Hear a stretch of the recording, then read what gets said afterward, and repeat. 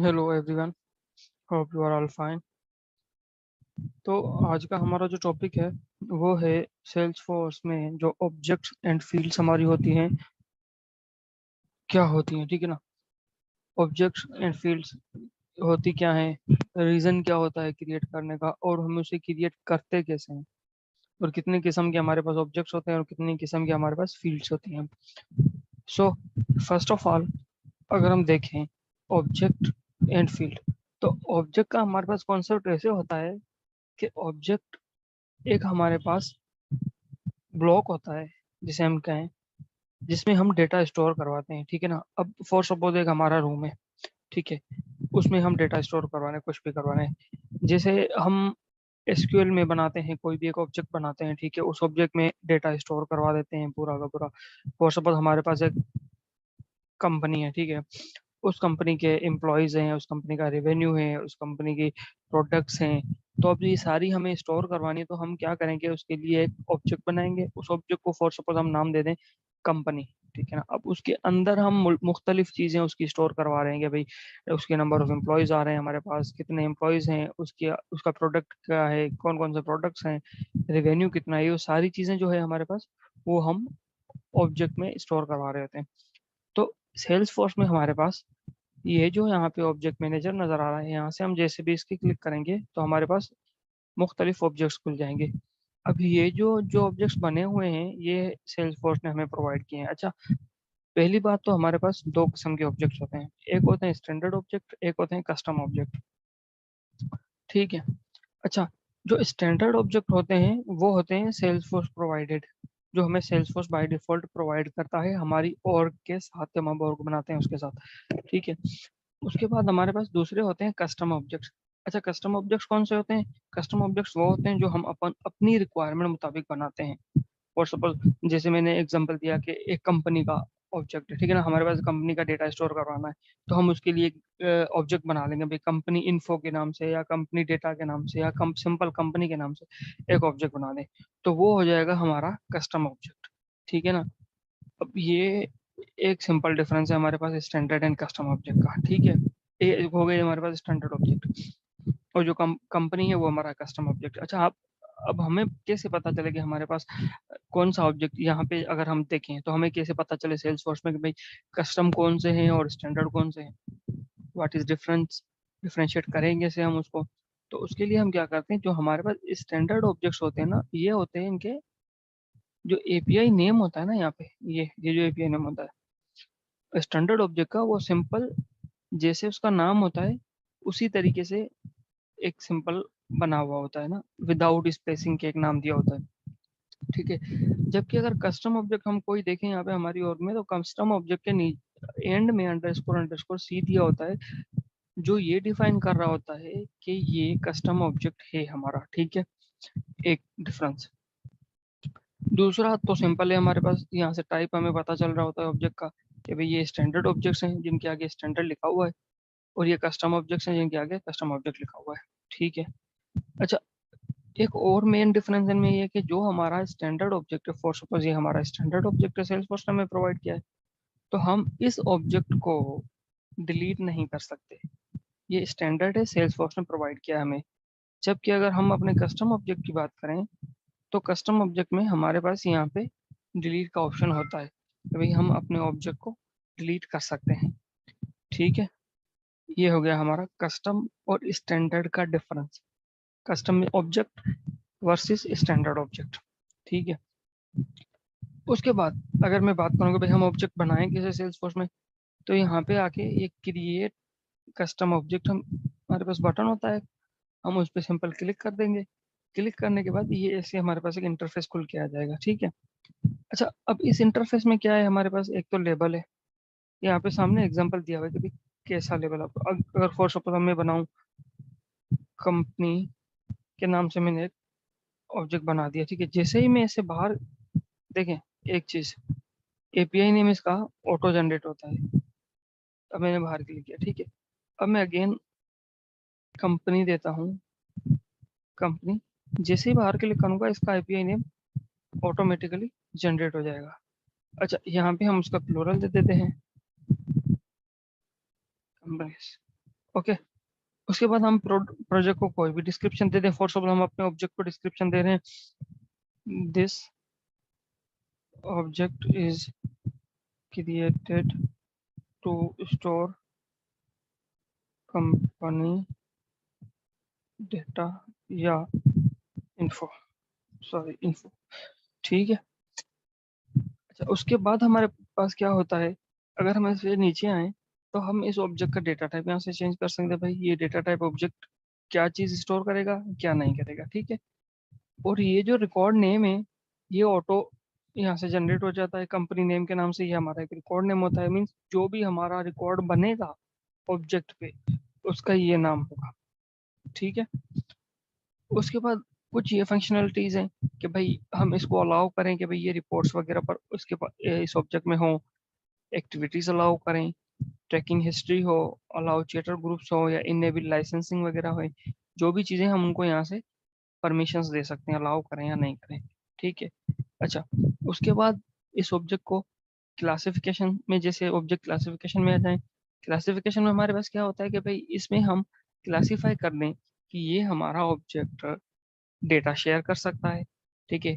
या ऑब्जेक्ट पे जो हमारे रिकॉर्ड्स हैं वो शेयर हो सकते हैं, या इस ऑब्जेक्ट के थ्रू, या इस ऑब्जेक्ट में हम एपीआईज जो हमारी हैं, ठीक है, उनको एक्सेस कर सकते हैं या नहीं कर सकते। ठीक है।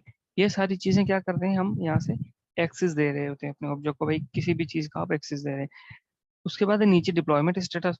अच्छा, डिप्लॉयमेंट में ये हम इसलिए रखते हैं कि भाई अगर दो तीन यूजर हमारे साथ ही काम कर रहे हैं तो हम ये कर देते हैं कि भाई इन डिप्लॉयमेंट होता है कि मतलब इसको हम डिप्लॉयमेंट अभी हमने नहीं किया है, ठीक है ना, अब अभी तक हम इस पे काम कर रहे हैं। डिप्लॉयड मीन्स कि भाई जैसे ही हमने ऑब्जेक्ट बनाया उसको डिप्लॉय कर दिया ना, ठीक है, तो हम उसका स्टेटस यहाँ पे आके चेंज कर देंगे, भाई ये डिप्लॉय हो गया है, ताकि अगर कोई भी ऑब्जेक्ट वगैरह में चेंजेस करना चाहे, या मीन्स कुछ सिमिलरिटीज हो, नाम में सिमिलरिटीज हो, तो वो यहाँ पे आके स्टेटस चेक कर लेगा कि भाई कौन सा डिप्लॉय हो चुका है और कौन सा नहीं हुआ। ठीक है ना।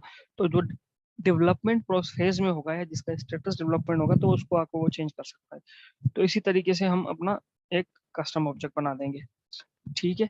अब देखें, जैसे ही मैंने इसका कस्टम ऑब्जेक्ट बनाया, तो इस कस्टम ऑब्जेक्ट के एंड में अंडरस्कोर अंडरस्कोर सी लग गया। ठीक है। एक अंडरस्कोर अंडरस्कोर सी लग गया इसके अंदर में। यहाँ पे इसका नाम आ गया कि yes it is custom object. ठीक है। इसी तरीके से हम मल्टीपल ऑब्जेक्ट्स हमारे क्रिएट कर सकते हैं सेल्सफोर्स में। ठीक है। अकॉर्डिंग टू आवर नीड, हमें जो भी जिस ऑब्जेक्ट या जैसे ऑब्जेक्ट की नीड होगी, हम उस तरीके से अपना ऑब्जेक्ट बना सकते हैं। ठीक है। अच्छा, अब अगर बात करें हम फील्ड्स की, तो फील्ड्स क्या होती हैं। अब ये तो हमारे पास कंपनी का एक ऑब्जेक्ट हो गया, मीन्स एक बॉक्स हो गया। ठीक है। इसके अंदर हम जो डेटा स्टोर करवा रहे हैं, कौन कौन सा डेटा स्टोर करवा रहे हैं ना, तो वो हम फील्ड्स में ऐड करेंगे कि भाई हम डेटा उसके रिवेन्यू, एक डेटा है कंपनी का रिवेन्यू, तो हम उसके लिए अलग फील्ड बनाएंगे कि भाई कंपनी के रिवेन्यू की अलग फील्ड हो जिसमें हम डेटा स्टोर करें। एक हमारे पास फॉर सपोज कंपनी का ओनर का नाम हो, फॉर सपोज, ठीक है, या कंपनी के मैनेजर का नाम हो, ठीक है, या कंपनी के प्रोडक्ट्स हो, तो हम उस हिसाब से अलग अलग फील्ड्स बनाएंगे और उन फील्ड्स में हम बेसिकली हमारा डेटा स्टोर कर रहे होते हैं। तो अब फील्ड्स की बात की जाए, तो फील्ड्स के भी हमारे पास दो किस्म होते हैं। एक होती है हमारे पास स्टैंडर्ड फील्ड्स, एक होती है हमारे पास कस्टम फील्ड्स। ठीक है। अब standard, same like standard object. अच्छा, स्टैंडर्ड फील्ड में हमारे पास क्या होता है, एक स्टैंडर्ड फील्ड होती है, ठीक है। अच्छा, उस स्टैंडर्ड फील्ड में हमारे पास क्या होता है कि भाई वो हमें सेल्स प्रोजेक्ट प्रोवाइड कर रही है। जैसे जैसे ही हमने ऑब्जेक्ट बनाया, ये हमारे पास चार फील्ड्स आ गई, ठीक है ना, ये स्टैंडर्ड है, सेल्स फोर्स हमें प्रोवाइड किए हैं। तो अब देखें, ये फील्ड्स हमारे पास, हम इनको डिलीट नहीं कर सकते। ठीक है। और इनका जो फील्ड नेम है, या हम इसे कहेंगे एपीआई नेम है, फील्ड नेम और एपीआई नेम जो है वो भी देखें, उनके एंड में अंडरस्कोर सी नहीं लगा हुआ, तो मतलब ये हमारे पास क्या है, स्टैंडर्ड फील्ड्स हैं। ठीक है। और इनके आगे यहाँ पे हमारे पास डिलीट वगैरह का भी कोई ऐसा ऑप्शन नहीं कि हम इनको डिलीट वगैरह कर सकें, और वैसे हम स्टैंडर्ड फील्ड्स को डिलीट नहीं कर सकते। ठीक है। एक चीज। अच्छा, अब अगर हम कस्टम फील्ड्स की बात करें, तो कस्टम फील्ड्स हमारे पास क्या होती हैं, कस्टम फील्ड्स हमारे पास वो होती हैं जो हम अपनी रिक्वायरमेंट मुताबिक बनाएं। जैसे अगर हमें यहाँ से कोई कस्टम फील्ड बनाना चाहूँ, तो मैं न्यू पे क्लिक करूंगा। ठीक है। न्यू पे क्लिक करके ये मुख्तलिफ डेटा टाइप है भाई, हमारी फील्ड जो डेटा स्टोर करेगी उसका टाइप कौन सा होगा। ठीक है। ये उसके डेटा टाइप्स होते हैं भाई, कौन सा डेटा स्टोर करना है इसने। ठीक है। तो उसके लिए फॉर सपोज फिलहाल के लिए अगर हम नंबर की फील्ड उठाएं जिसमें हम रेवेन्यू ऐड करना चाहते हैं, ठीक है, तो हम इसको डेटा टाइप पिक करके नेक्स्ट कर देंगे। अच्छा, नेक्स्ट करने के बाद सेम वहां पे जो था उसी तरीके से हम, जैसे हमने ऑब्जेक्ट क्रिएट किया उसी तरीके से फील्ड क्रिएट करेंगे, इसमें एक नाम दे देंगे फील्ड का। मिसाल तौर हम इसको दे देते हैं एनुअल रेवेन्यू। ठीक है, जैसे ही अब इसमें मैं बाहर क्लिक करूंगा इसका फील्ड नेम ऑटो जनरेट हो जाएगा। ठीक है, अच्छा ये लेंथ होती है हमारी, बाय डिफॉल्ट 18 लेंथ देते हैं।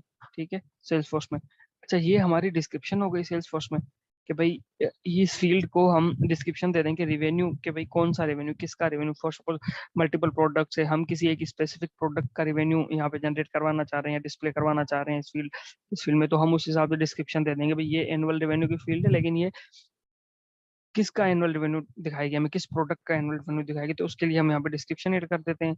ये हेल्प टेक्स्ट है, मींस इसमें हेल्प दे देते हैं कि भाई अगर कोई इसमें डेटा फिल करना चाहे तो वो, जैसे ये आइकन दिया हुआ है, ऐसे एक आइकन आ जाता है, वो डिफाइन कर देता है कि भाई जो फील्ड में डेटा फिल करने से पहले देख लेगा कि भाई इस फील्ड में, फॉर सपोज अगर इसमें हम कंपनी के ऑल प्रोडक्ट्स का रेवेन्यू देखना चाह रहे हैं, ऑल रेवेन्यू कंपनी का देखना चाह रहे हैं, तो हम एक हेल्प टेक्स्ट ऐड कर देंगे यहाँ पे कि भाई this field contains complete annual revenue of your company। तो वहां से पता चल जाएगा कि ये फील्ड जो ये रिवेन्यू जनरेट कर रही है वो रिवेन्यू किसका है, कंपनी का complete revenue, means all products का रिवेन्यू। ठीक है, अच्छा उसके बाद हम क्या करते हैं, यहाँ पे ये कुछ चीजें चेंज कर देते हैं। जैसे अगर हम इस फील्ड को रिक्वायर्ड रखते हैं कि भाई इस फील्ड को एनी हाउ फिल करना ही करना है जब हमारा रिकॉर्ड क्रिएट हो रहा है उस टाइम, तो उसको हम रिक्वायर्ड रखते हैं। ठीक है, अच्छा इसको यूनिक रखते हैं, मींस जैसे हमारे पास आईडी होती है एम्प्लॉय की, एम्प्लॉय आईडी होती है, स्टूडेंट की आईडी होती है, फॉर सपोज कंपनी है तो कंपनी में एम्प्लॉय आईडी की फील्ड रखने, तो every time ID will be unique, तो इसको हम यूनिक भी कर सकते हैं यहाँ से ना। ठीक है, अच्छा डिफॉल्ट वैल्यू मींस इसमें हम कोई भी एक वैल्यू सेट करते हैं कि जब भी हम इसको ओपन करें या रिकॉर्ड न्यू रिकॉर्ड ऐड करना चाहें तो इसमें बाय डिफॉल्ट एक वैल्यू हो मतलब अवेलेबल हो। जैसे हम जीरो दे, कई फील्ड्स हमारे पास होती है नंबर फील्ड जो zero value by default contain कर रही होती है, तो यहाँ से हम उसका डिफॉल्ट वैल्यू भी दे सकते हैं भाई ये इसकी डिफॉल्ट वैल्यू है। उसके बाद में इसको नेक्स्ट कर देंगे। यहाँ पे हमारे पास परमिशंस होती है कि ये हमारी प्रोफाइल मीन्स जो फील्ड है वो कौन कौन देख सकता है। हमारे पास सेल्सफोर्स में मल्टीपल प्रोफाइल्स होती हैं। ठीक है, एवरी प्रोफाइल के पास परमिशन होती है कि भाई वो कौन सी फील्ड हमारी है वो व्यू कर सकती है। ठीक है ना, और एडिट वगैरह कर सकती हैं, जिसके लिए रीड ओनली हो, मीन्स के ये एडिट ना कर सकें सिर्फ रीड ओनली हो, तो हम यहाँ से उनका एक्सेस वगैरह सेट कर सकते हैं। किसी को भी आप चेक कर दो, अनचेक कर दो कि भाई फला यूजर है, मिसाल तौर हमारे पास मार्केटिंग के हैं, तो हम चाहें कि भाई अगर हमारे पास मार्केटिंग यूजर है वो ये चीज ना देख सके बाकी देख सकें, या बाकी ना देख सके मार्केटिंग यूजर देख सके, तो हम यहाँ से उनकी एक्सेसिबिलिटी चेक कर सकते हैं। ठीक है, नेक्स्ट करेंगे इसको। नेक्स्ट करने के बाद ये एक हमारे पास फील्ड बन गई, इसका एक कॉम्पैक्ट लेआउट होता है। ठीक है, उसको हम दिखाना चाहें या ना दिखाना चाहें, ये कॉम्पैक्ट लेआउट भी एक अलग चीज है जो हम इंशाल्लाह कमिंग लेक्चर्स में डिस्कस करेंगे क्लास 1। देन सेव कर देंगे।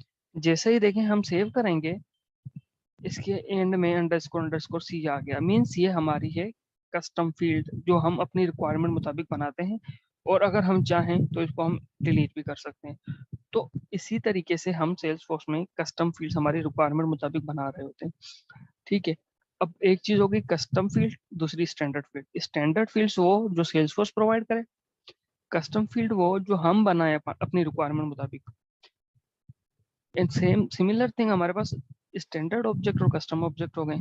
ऑब्जेक्ट के दो टाइप, एक स्टैंडर्ड ऑब्जेक्ट, दूसरा कस्टम ऑब्जेक्ट। अच्छा, स्टैंडर्ड ऑब्जेक्ट वो जो हमें सेल्स फोर्स प्रोवाइड करे, कस्टम ऑब्जेक्ट वो जो हम अपनी रिक्वायरमेंट मुताबिक बनाए। ठीक है, तो आज के लिए इतना ही। See you guys in next video.